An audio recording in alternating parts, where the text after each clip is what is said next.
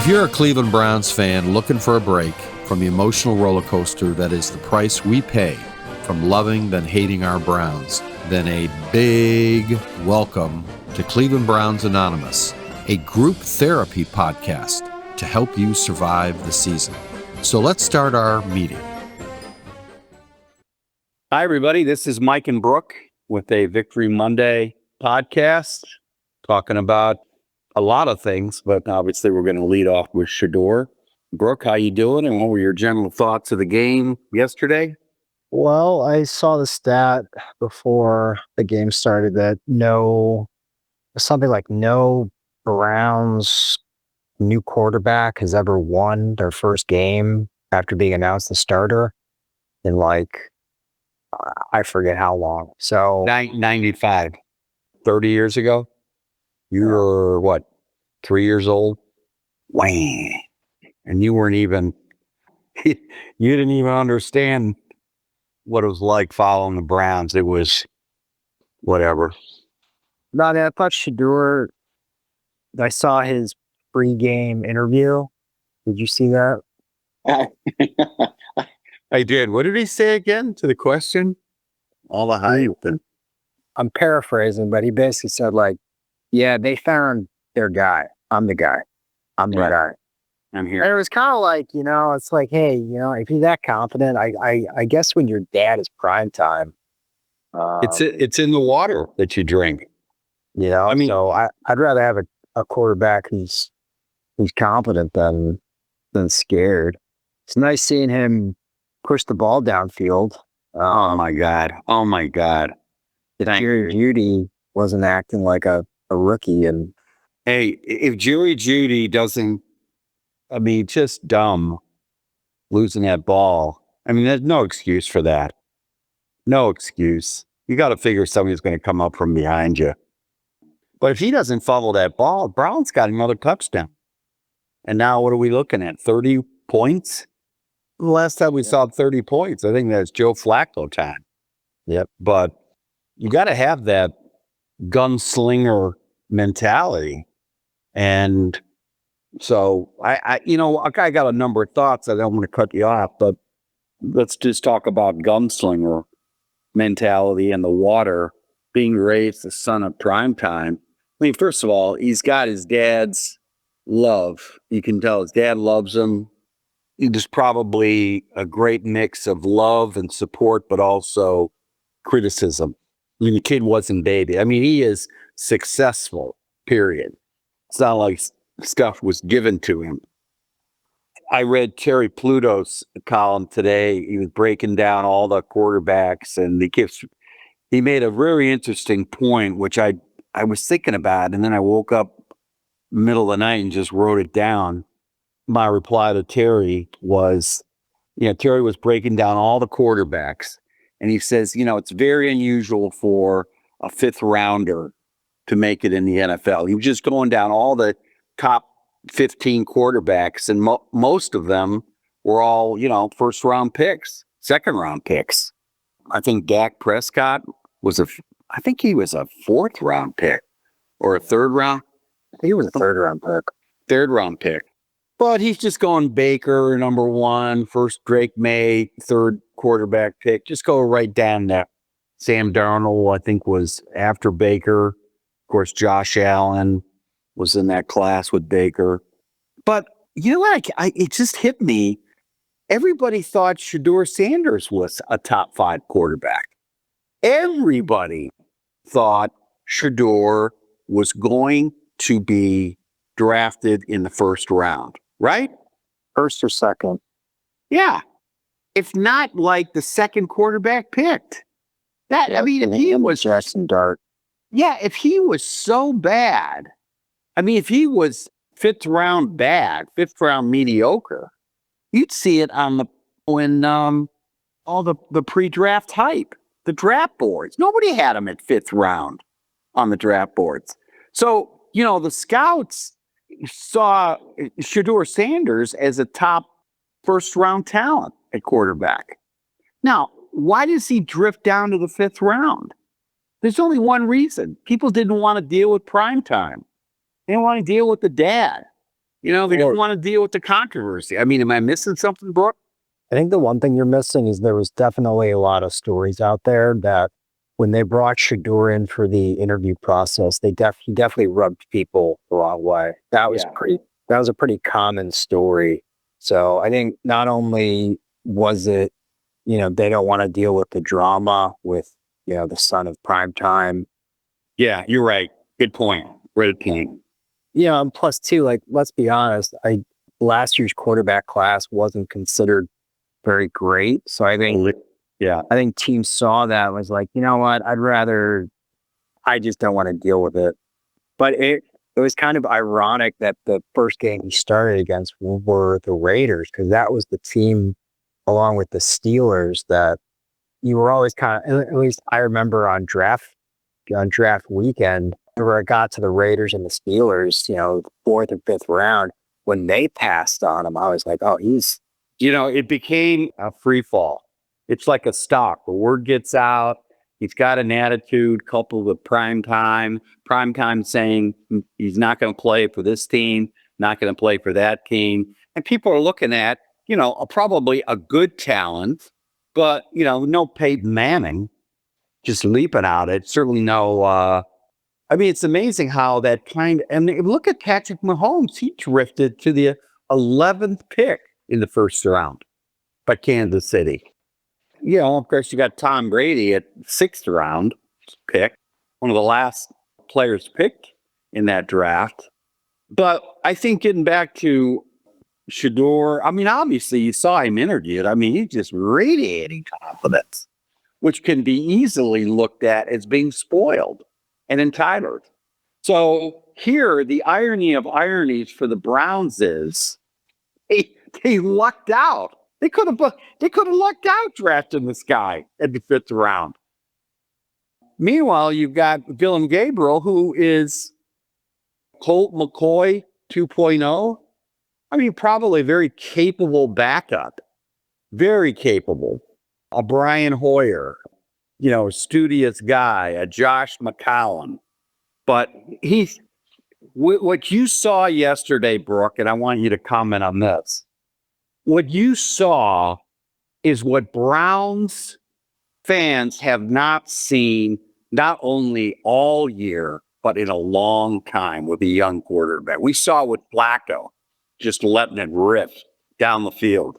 And it was so refreshing seeing that. Big arm. But when he threw that 60-yard bomb to Isaiah Bond, who, by the way, had a good game, all of a sudden, they can't stack the box, right? They can't stack the box with Shedeur. He's going to roll in the pocket and just heave it. And guess who then has a great game? Dylan Sampson. Dylan Sampson comes through, because suddenly there's space for him out in the flats to, catch passes. What do you think? Yeah, I really want to see his second game. And get some more reps, looks at the film. I'd be very curious to see how he improves for his next game. But I know fans are going to go nuclear if Stefanski goes back to Dylan Gabriel. No, if Stefanski does that, he's fired. He's fired. You'll be an FEG. Too cute by halves, right? Yeah, you got the Niners at home. Yeah. So Niners are a good team. They're a good team. But I don't think your defense is any better than Oakland's.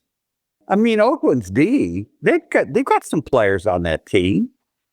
So it's a winnable game. It is a very winnable game. And you get our defense with a lead, although I shouldn't say that because, the Vikings beat us. But you get a 2-touchdown lead where they got to pass. Oh, my God. You're talking 10 sacks. And here's where, here's another, let's just get off the Shedeur thing for a minute. Mason Graham and Malik coming up the middle. You wonder why Miles was having a career year? That pressure's coming everywhere. And thank you, Jim Shorts, for dialing up the blitzes, which he should have done against Carson Wentz in that last drive. I mean, who are they going to get? Mac Jones with the 49ers? No, I think it's Brock Purdy. Oh, Brock Purdy? Okay. Well, hey, that'll be interesting. Plus, they're probably going to get snow. And 49ers don't like snow, right? I don't see much snow. So we're going to have wind. We're going to have snow on the ground. It'll be typical dog pound weather. I'm getting back to it. Like, if Shedeur ends up being the guy, like, you have to keep playing him. You got to see going into this draft that you feel confident that he's your guy, and you got 2 number ones next year.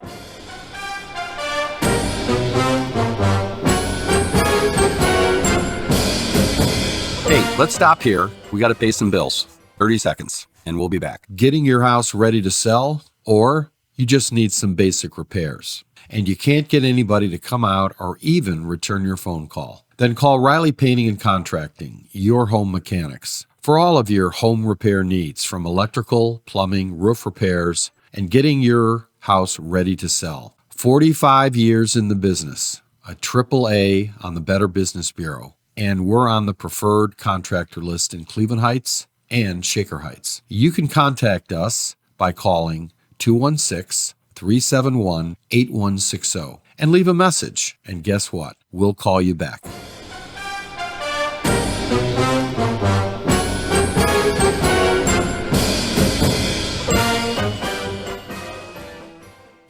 Well, the irony of it is, Shedeur ends up being the guy.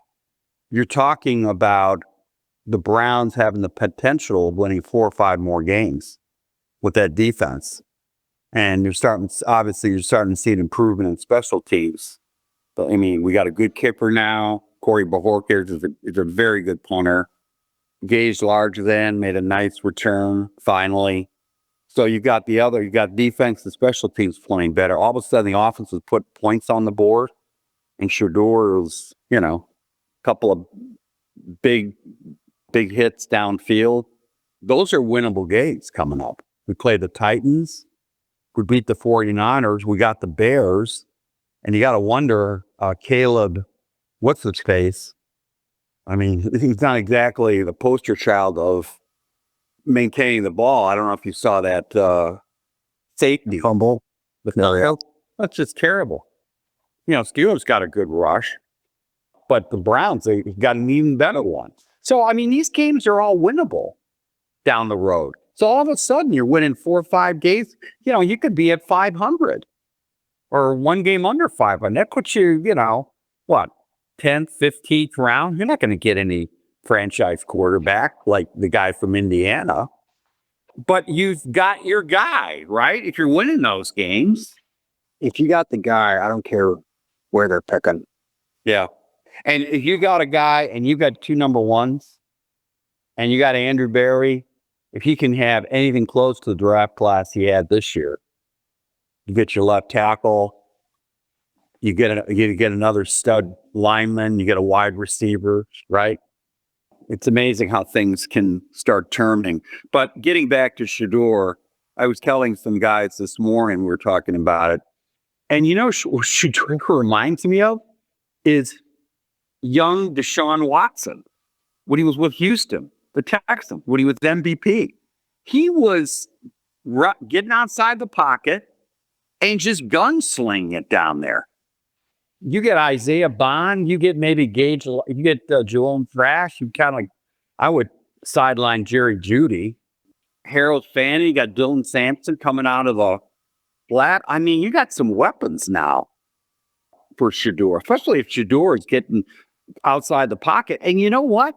The Raiders have a good pass rush. I think he got sacked once. Conklin had a good game. He was going up against their all-pro rusher. People forget Conklin's an all-pro when he's healthy. Bitonio's an all-pro. Wyatt Teller's an all-pro. Now, yeah, they're on the older side. They're long in tooth, but you're still talking all-pro players here. You start getting those big throws down the field, to Isaiah Bond. And all of a sudden, and Cedric Tillman would just run his fucking route to completion. All of a sudden, it opens up the run game, right? Yeah. No, I mean, you can just see, the effect it has on a team when you have a quarterback who can throw the ball downfield. Yeah, and Dylan Gabriel can't do that. I mean, Rex Ryan said on Get Up this morning, he said Dylan Gabriel does not have the physical skills you need to be an NFL quarterback. But Shedeur does.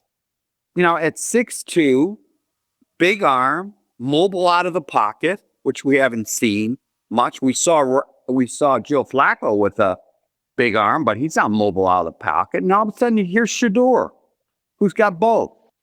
Very encouraging game yesterday. Well, I just want to see improvement next week. Not necessarily improvement. I just want to, it's kind of like when, I remember when we watched Baker come in against the Jets and then the Raiders, you left that Raiders game being like, he's the guy. He's just got it. Yeah, and we got jobbed in that game, I remember. We were going fourth and 1. We had that first down, and they took it away. The refs. So you left that thinking, Nick Chubb comes in. He gets 2 touchdown runs. I'll never forget that. And the next day, they released their starting running back. The guy from Ohio State, Hyde, I think, was his name. They sent Carlos Hyde. I think they sent him packing. And all of a sudden, you got Nick Chubb, you got Njoku. And, we felt good. And then Hugh Jackson started doing his shit, and Dorsey fired him and promoted Greg Williams. Now, this is what Andrew Berry needs to do if Stefanski starts monkeying around and say, well, we're going to go with Gabriel. He gives us the best chance to win. That's when you fire him. That's a fireable offense, right? Yeah. Yeah. No, you do that, you're fired. Because you can't recognize the quarterback that gives you the best chance to win, right? Yeah, 100%. You had Baker with one good shoulder who was imploding psychologically. You had Case Keenum there who just won the game, and you put Baker back. He did the same thing with Deshaun Watson. He was basically 6 games, just terrible. He didn't do anything. Now you got Shedeur just lit it up on a couple of big plays. What, are you going to put Gabriel in? No, that's incompetence. What else, Brook? The only other thing I want to say is, I think Harold Fannin is a steal of the draft. Oh, my God. That guy, Harold frickin' Fannin.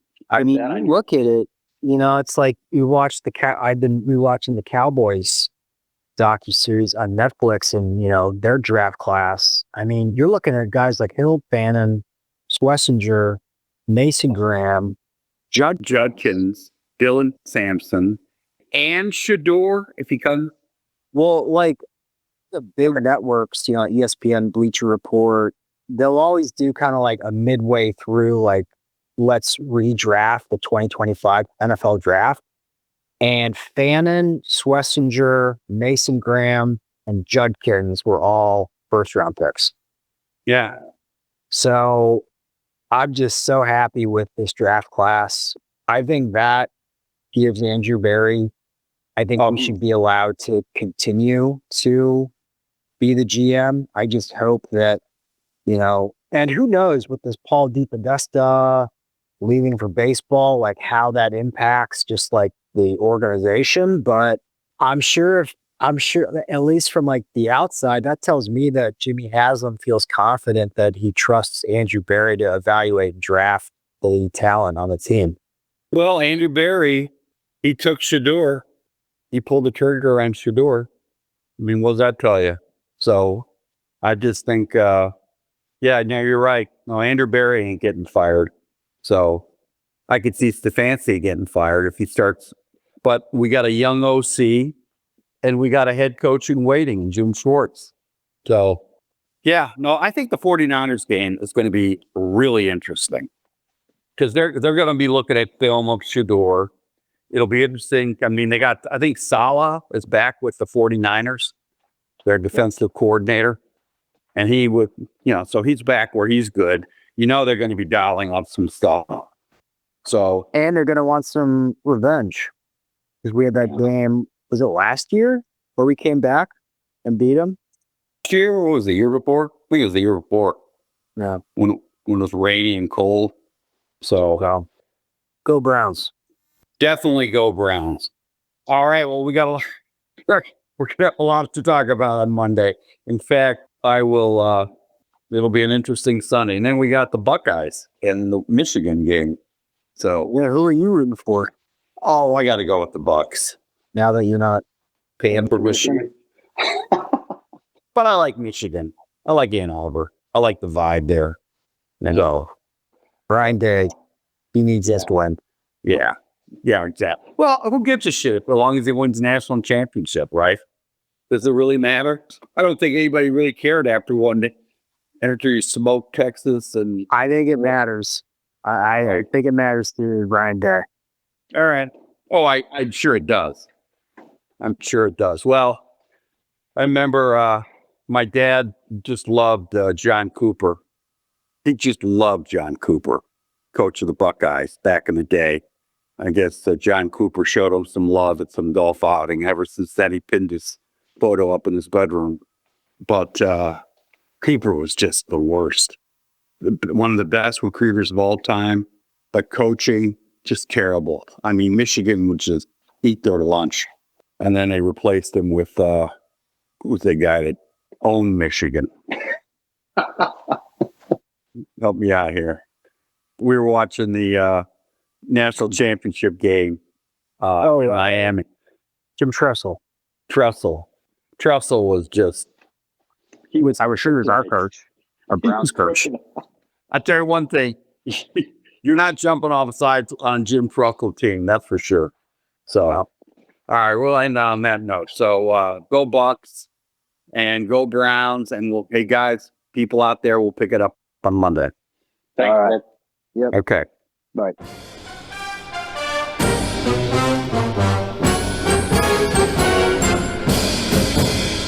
Thank you for listening to the Cleveland Browns Anonymous podcast with Mike Riley. We have a lot more content on the way as we get this new podcast started. You can also check out some of our other podcasts like the Cleveland Real Estate Investor Podcast and other new ones that will start soon. On any platform that you find yourself listening to us on, feel free to leave us a like or comment or follow us. It always helps.